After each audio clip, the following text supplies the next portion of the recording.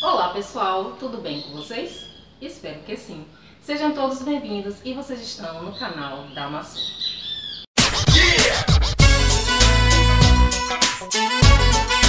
Dicas de beleza, canal da Massu. Bem pessoal, olha só, hoje nós temos uma convidada que vocês já conhecem. Quer dizer, se vocês ainda não viram um vídeo que a gente fala sobre a alimentação na beleza da mulher, no cabelo, na pele, então ela é nutricionista. Peraí que eu vou pedir para ela se apresentar, certo? Deixa eu falar primeiro. Ela já participou uma vez aqui do canal, fazendo uma entrevista sobre alimentação, certo? E a gente está aqui com a nossa amiga Jimena. Se apresente, Jimena, por favor.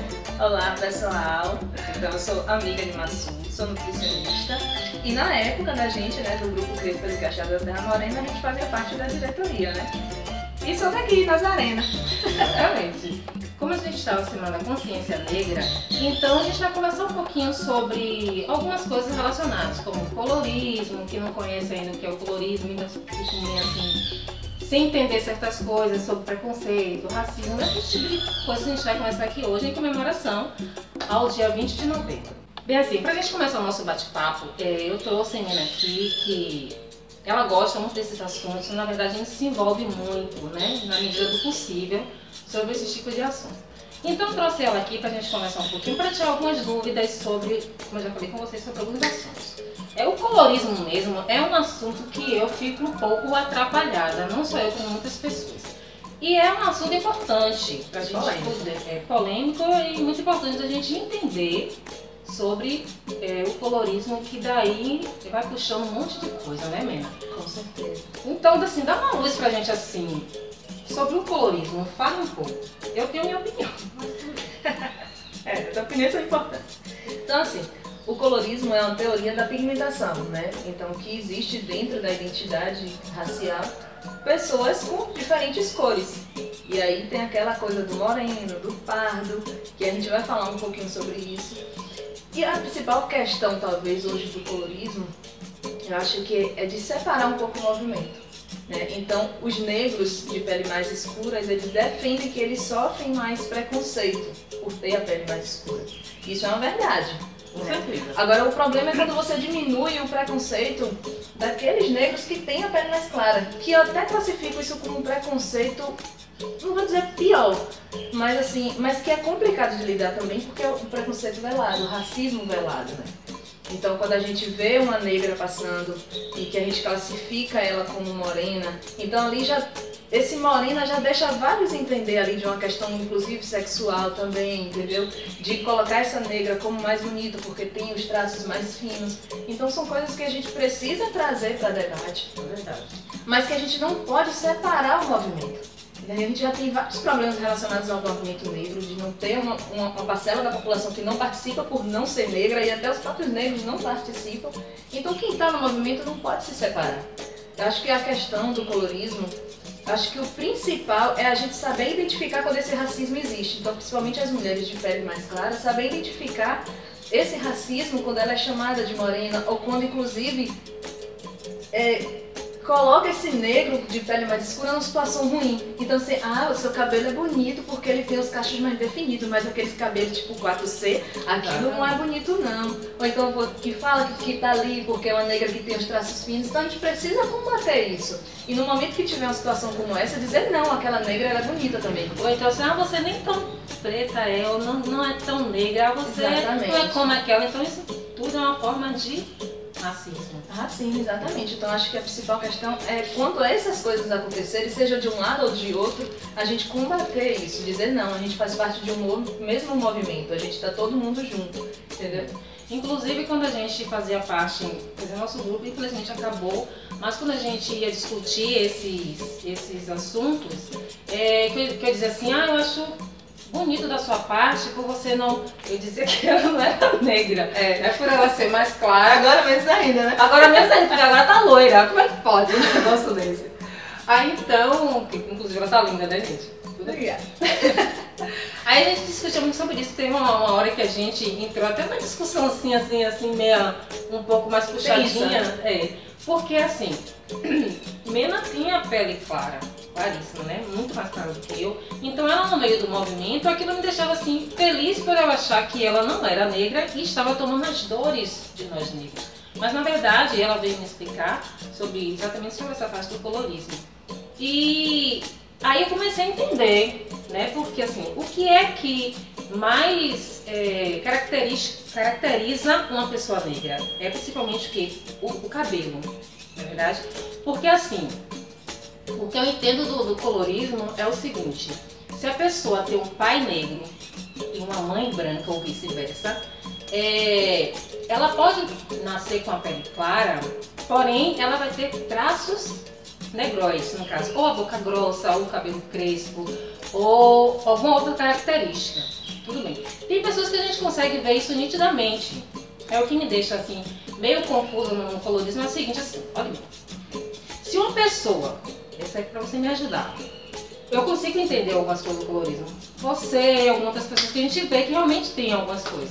Mas tem gente que os pais são um preto e outro branco, só que a pessoa é com a pele clara, não tem traços negróis, não tem um cabelo crespo. E aí, como é que a gente caracteriza essa pessoa? Como é que essa pessoa vai chegar numa sociedade e dizer assim, eu sou negra, eu luto contra as questões negras? Agora sim, outra coisa que fica difícil uma pessoa entender isso, né?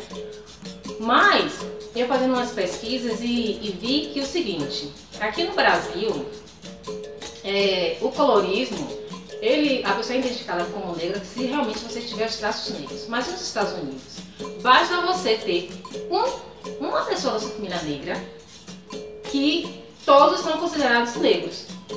É mais ou menos isso? Não é. É difícil, Por exemplo, mas... eu acho que uma pessoa que a gente pode caracterizar, inclusive aqui é a Andrea, que também fazia parte da diretoria e que eu acho que deixava muito bem firme, assim, forte a questão desse colorismo, né? Que a gente fazia parte da diretoria, então eram três com traços completamente diferentes. E com tons de pele completamente diferentes. Né? Hoje tem uma questão que se coloca sobre a afroconveniência. Então, por exemplo, como você falou, né? Às vezes tem um pai negro, uma mãe branca e essa pessoa nasce sem traços negros nenhum. Mas que, por exemplo, no momento de cota racial, essa pessoa vai lá e se candidata como negro. Né? Então, isso é uma questão de afroconveniência. Ela se oportuniza de uma situação para se classificar como negro. Né? Então, essas coisas a gente tem que ter um pouco de cuidado.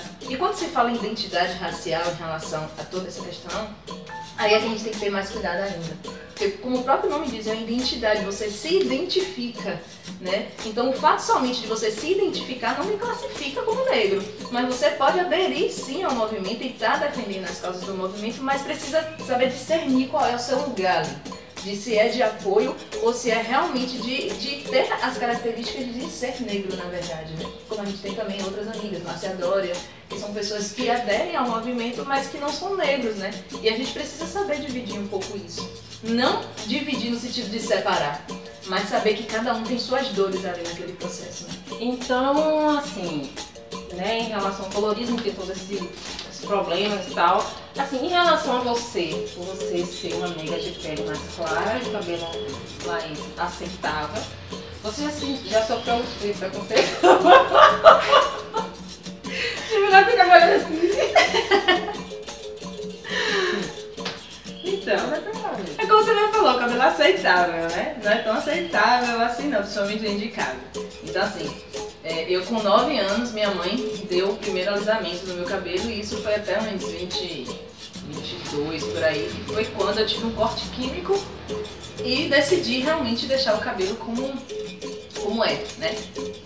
E aí eu passei a perceber a dificuldade que as pessoas têm de aceitar o cabelo cacheado, né? Então é sempre aquele choque assim de início. Por que você fez isso? Primeiro que eu cortei o cabelo, aquele Joãozinho, como as pessoas chamam, né? Que a gente não chame de Joãozinho. Por favor, a gente não tem nada a ver. Exatamente. Gente, a questão de gênero aí, né? De querer classificar a mulher de cabelo curto como homem, machinho, machinho. Nada a ver. Então assim, foi essas questões todas de ter o cabelo curto, de estar assumindo o cabelo cacheado, acho que foi o principal preconceito que eu sofri, assim, né? Somente de em casa ter uma dificuldade um pouco de aceitação. Hoje aceita melhor, mas sempre tem aquela coisa assim, na sua festa de formatura não vai alisar não vai dar escova não vou dar não. Entendeu? Então acho que é mais isso. E a questão daquilo que a gente falou, do morena, né? Ah, mas você é morena, mas você tem os traços finos. Isso de alguma forma me incomoda, principalmente com a luta dos outros negros, né? Então, é algo que é difícil de lidar também. Principalmente pela posição que a gente assume, né? De querer combater essas coisas, então a gente acaba ficando bastante ferido mexer com isso. É verdade. Ela tá aqui falando de cabelo, eu tô me lembrando o seguinte, que antes de eu assumir o meu cabelo natural, eu tinha um cabelo alisado, ainda usava mega hair liso aqui embaixo, né? E eu trabalhava numa loja e tudo mais, a gente tinha que estar bem apresentável, bem penteada, aquela coisa toda, né? E aí, eu conhecia muita gente, como até hoje, muita gente falava comigo, então, quando? Aí, infelizmente, eu tive que sair do trabalho e eu resolvi, aconteceu umas coisas com o meu cabelo e acabou que eu fiz o BC. Fiquei muito tempo assim, sem ninguém me ver e tal. Quando eu comecei a sair, teve gente que deixou de falar comigo porque meu cabelo estava crespo.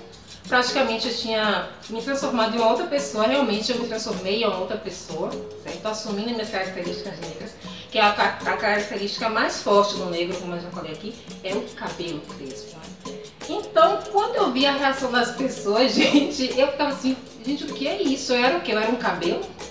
Né? As pessoas olhavam assim, ou então nem falavam comigo, só pelo fato do meu cabelo estar crespo, gente.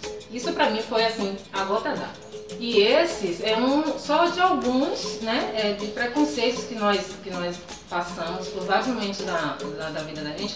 E a partir do momento que você assume o seu cabelo crespo, você está assumindo muito mais preconceitos, você vai sofrer muito mais preconceitos. Então, dentre todos, esse é o que eu tenho aqui pra falar pra vocês, que eu achei que esse pra mim aí foi o, sei lá, nem sei dizer. Não, e quando você me perguntou se eu já tinha sofrido algum preconceito, né? A dificuldade que a gente tem de identificar isso, né? Estando sendo de pele clara, de identificar também. Então acho que vale a gente começar a abrir os olhos um pouquinho para poder a gente passar a reconhecer isso aí. E estamos em tempos difíceis, né? De política.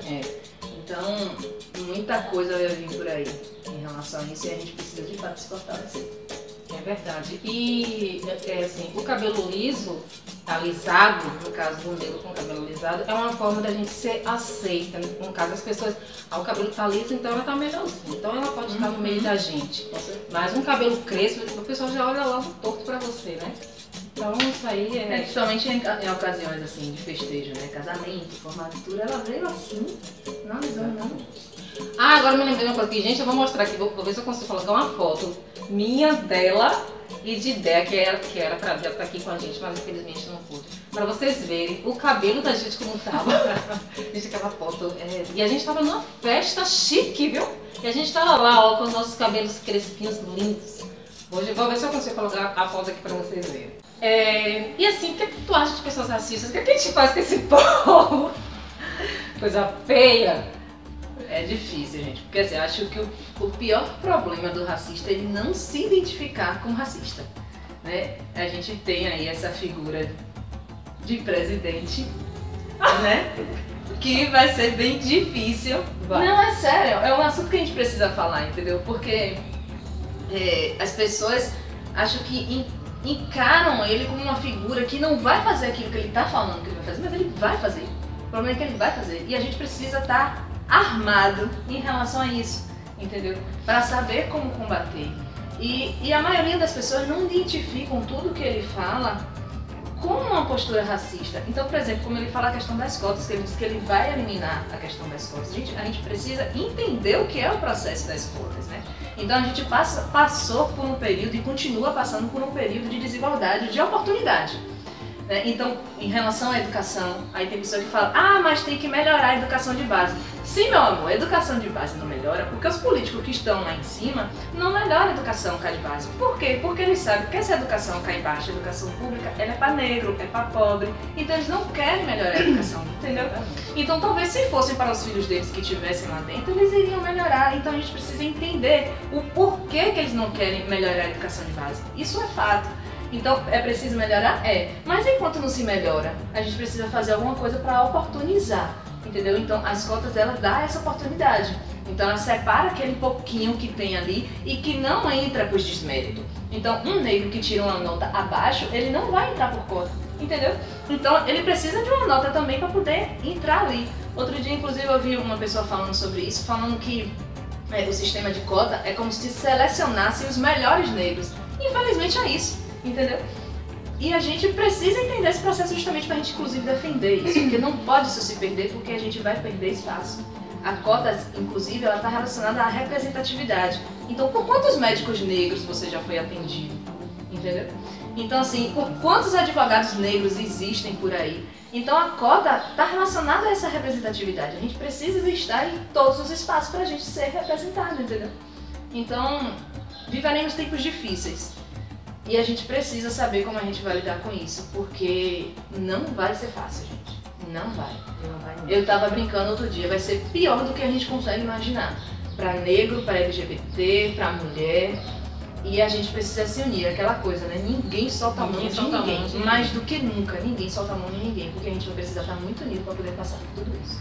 A impressão que a gente tem é que o resultado das eleições faz com que quebre toda aquela luta que a gente veio lutando e é onde a gente está chegando com a nossa representatividade, mesmo assim devagarinho, mas a gente está tendo, muita coisa mudou. Então a impressão que dá é que a gente vai ser forçado a recuar ou parar, mas isso a gente não pode deixar. É como a gente criou esse slogan, né?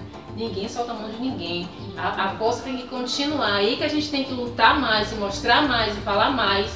Mas a gente tem que ter muito cuidado, porque a gente, agora, de hoje em diante, a impressão que dá também é que você não pode se mostrar, que você não pode falar o que você tem, que você vai ser podado por causa desse presidente, que eu acho assim, não sei, gente. Não, eu sei e não vai prestar, não. Se brincar nessa conversa toda, me diz uma coisa. Você já foi preconceituosa ou racista alguma vez, sem você perceber? Eu acho que já, principalmente quando o assunto é homem. Então, por exemplo, estar na rua sozinho. Não que um homem branco não vai me botar medo, lógico que vai. Mas a gente é criado dentro de uma cultura para achar que o negro mete mais medo na gente, né? Então, acho que a figura forte, né? Exatamente. Eu acho que de alguma forma, acho que dentro desse cenário assim, de racismo, talvez em alguns momentos eu já tenha me pego nessa situação, entendeu? Então, de estar assim, de encontrar um homem negro e sentir medo. Mas não que com o homem branco eu não fosse sentir, né? Mas a gente tem essa coisa cultural na gente, de alguma forma, a gente tem. Eu também já passei por um momento desse, assim, mas não fui eu. Mas pelo jeito que ela agiu, eu acabei também tendo medo, que foi exatamente isso. A gente estava vindo por uma rua escura e de repente saiu um rapaz negro de dentro do beco. Aí a pessoa fez... Aí fez assim, né, aquela tensão. Aí quando a pessoa passou, aí ela fez assim, ai meu Deus, eu pensei que era um ladrão. Então eu fiquei assim, eu ainda falei assim com ela, porque é preto? Porque ele é preto, você acha que era um ladrão? Aí a pessoa fez, não menina, você quer desconversou, né? Então a todo momento a gente tá, infelizmente, tendo algum... Mas é algo que é cultural, a gente cresce com isso, né? Então a gente, mesmo que a gente tenha a questão da identidade, que a gente tem essa coisa de se abraçar nesse processo do movimento negro, mas em algum momento isso pega a gente por tudo que a gente viveu. Então são anos e anos a gente vivendo dentro dessa cultura, né? Então, mas a gente aos poucos a gente vai desfazendo isso. Mas em algum momento eu já passei por esse processo. Infelizmente. Assim, hoje, depois da gente já ter assim, um empoderamento assim, em relação aos nossos cabelos crespos, me diz assim, o que é que o teu cabelo representa pra você hoje assim? O que é que ele diz? Ele me diz que eu posso ser o que eu quiser. Acho que eu já mudei tanto, né, Maçã? Então, quando eu passei pelo processo do PC, que eu cortei pequenininho, fiquei um tempo com o cabelo um pouco mais redondinho, né, digamos assim, um pouco nos ombros, né, um blackzinho, o cabelo um pouco nos ombros. Passei por 2 fases de deixar o cabelão, né, grandão. Então agora, quando eu cortei, meu cabelo tava na cintura, né, quando puxava ele vinha pra cintura, mas tava um pouco embaixo, assim, nas costas. E resolvi cortar, né, pra doar, mas também porque eu queria cortar o cabelo. Então, passar por todo esse processo assim do meu cabelo, realmente é uma mudança que vem de dentro pra fora. A gente não consegue fazer diferente. algumas mulheres que tendem a aceitar a ideia de modinha, né, do cabelo crespo, não conseguem sustentar. Porque é uma mudança que vem de dentro da gente. Depois que a gente muda lá dentro, que a gente passa por todos os processos, que aí a gente deixa o cabelo livre pra ser o que ele quiser. Então a sensação hoje que eu tenho, a partir do meu cabelo é essa. Eu posso ser o que eu quiser, independente do que as pessoas forem pensar. É aí, quem quiser que fale, quem quiser falar. É verdade, eu fico assim pensando como foi que eu demorei tanto tempo para poder ter o meu cabelo crespo, né, e assumir a minha identidade, porque eu sempre gostei, gente. Eu usava muito cabelo alisado, mas quando eu vi aquelas negras de Salvador, né, assim, que tinha muita gente, apesar dessas modas de cabelo, de prancha, de escova, de chocolate, não sei de que, a maioria das pessoas de Salvador sempre manteve o seu cabelo natural e eu ficava fascinada quando eu via aquilo, sabe? E quando eu consegui realmente firmar a minha personalidade com o meu cabelo crespo, gente, é a melhor coisa. É um renascimento, né? É um renascimento, realmente muda mesmo de dentro pra fora. Porque eu conheço muitas meninas que querem ter o cabelo crespo, assim, talvez por esse impulso da moda. E tem coisas que elas me perguntam assim sobre a dificuldade do cabelo delas que eu não consigo entender. Sabe por quê? Porque elas não mudaram de dentro para fora. Então, assim, tem coisas que elas precisam entender, precisam amadurecer para poder reconhecer que seu cabelo é bonito, que você não precisa se mutilar, se ferir para poder você ser aceita na sociedade. Eu falo mutilar e ferir porque você alisa o cabelo, você escova o cabelo, você se queima, então você não precisa fazer isso, entendeu? Você é bonita do jeito que você é, seu cabelo é bonito do jeito que você é. Hoje em dia a gente sabe cuidar do cabelo, a gente aprendeu a cuidar. E quando a gente era na nossa época, nem a mãe da gente sabia cuidar do cabelo. Mas tem muita mãe que hoje ainda não sabe. Que ainda não sabe, mas graças a Deus hoje muita coisa mudou, certo? A nossa representatividade está aí, ó, em vários lugares, mundialmente. Eu acho que a maioria das pessoas hoje em dia, todo mundo quer ficar branco, até quem é liso quer ficar branco.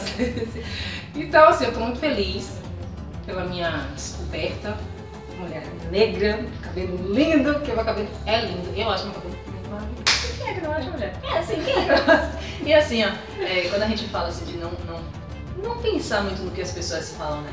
Gente, as pessoas vão falar de você. Você fazendo ou você deixando de fazer, vão falar, vão mudar um pouquinho o que vão falar, mas vai falar. Então, assim, viva a sua vida, faça o que você quiser de sua vida, logicamente respeitando as pessoas, tendo caráter, mas se permitam, sabe? Vivam o que vocês querem viver, deixem o cabelo de vocês do jeito que vocês querem deixar. Quer ter o cabelo crespo vermelho? Tenha seu cabelo crespo vermelho. Quer ter seu cabelo azul? Tenha seu cabelo azul. E vai viver sua vida, entendeu? Porque é nosso, gente, é mudar o cabelo, mudar a aparência. Não é só mudar a casquinha de fora, não. Muda muita coisa por dentro mesmo, entendeu? E a gente precisa dessa força, dessa autoestima, pra poder a gente encarar muita coisa. A gente fica mais forte, sei lá, dá um negócio assim. Com certeza. Eu sei que quando eu tava começando com meu cabelo crespo, curtinho, quando eu comecei a sair, gente, eu não sei o que vem de dentro de mim, não. Eu sabia que eu não tava bonita. Que a gente não se aceita de cabelo curtinho e tal. Não tem que não diga. Mas eu saí assim, ó, eu não olhava nem pra cara de ninguém. Eu andava assim, mas por dentro todo assim, meu Deus do céu, eu não tô me sentindo bonita, mas eu ia assim, dura, nem parecia. Porque a força vinha de dentro assim, aquela coragem vinha de dentro. A força está astral, né? O babado é forte. E hoje tá aqui enorme, já que eu tô querendo até cortar, mas eu deixarei crescer mais. Bem, gente, pra gente finalizar aqui o nosso papo, que tá muito gostoso. Se Deus quiser, vai ter outros, certo? E tem outra coisa, se vocês estão gostando do vídeo, desse tipo de assunto, por favor, coloque aqui. Fala o que vocês acharam desse vídeo, se vocês querem mais vídeos que falem um pouco mais sobre essas questões mais polêmicas, querem entrar mais ela e mais outras pessoas, que eu também conheço as pessoas que gostam dessas conversas. Então, coloca aqui, fala pra gente, que aí a gente organiza, né, não? E pra gente finalizar esse vídeo, a gente vai falar aqui um pouquinho o que é que o 20 de novembro representa hoje. Pra gente, pra sociedade, o que é que vem assim na sua cabeça sobre o 20 de novembro? Eu acho que o 20 de novembro é um momento de comunhão, sabe? Da gente se unir, da gente fortalecer o movimento. O que a gente não pode fazer do 20 de novembro uma data única.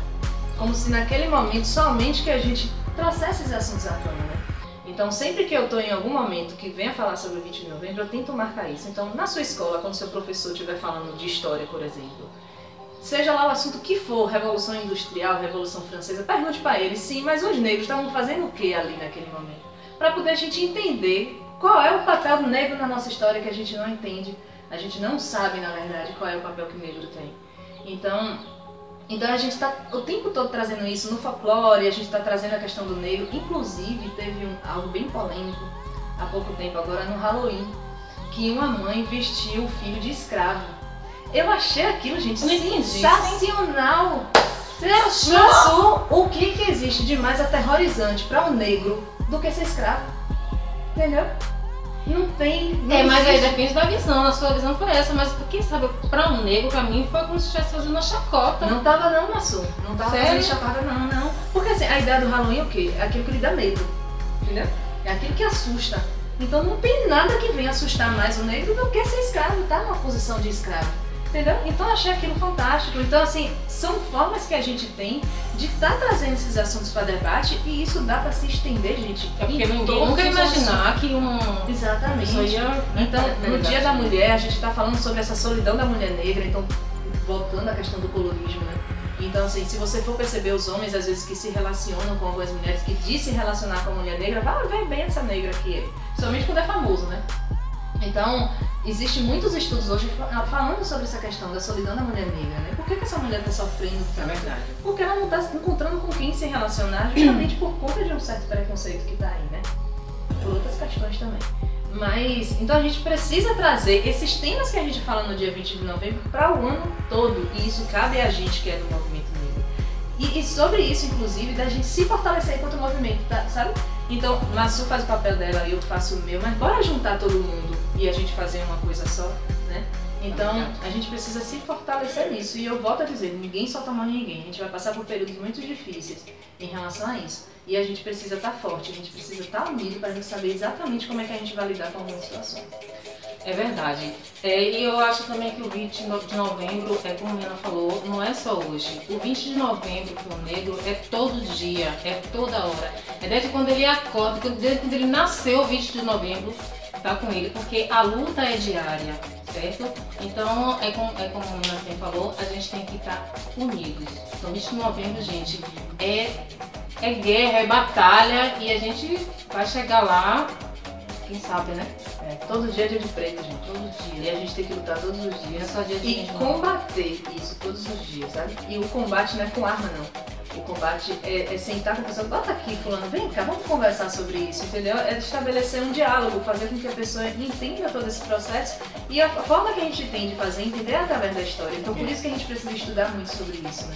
É algo que a vivência da gente enquanto negro tem muito a dizer? Tem. Só que a gente precisa conhecer um pouco da história pra gente saber qual era o lugar que a gente estava ocupando lá atrás pra hoje a gente tá passando por tudo isso, né? Exatamente. Então essa é a nossa mensagem do 20 de novembro para vocês. E foi muito bom, Mena, bater esse papo aqui, certo? Fortalecer mais aí o nosso canal, trazer uma coisa diferente para vocês. E é isso aí. Eu que agradeço. Mais uma vez estar aqui. Só faltou Débora. Eu só faltou a nossa amiga dela, mas ela vai vir da próxima vez. Vai. Então, um beijo da Preta. Beijo. Da Preta também. Acabou igual a outra.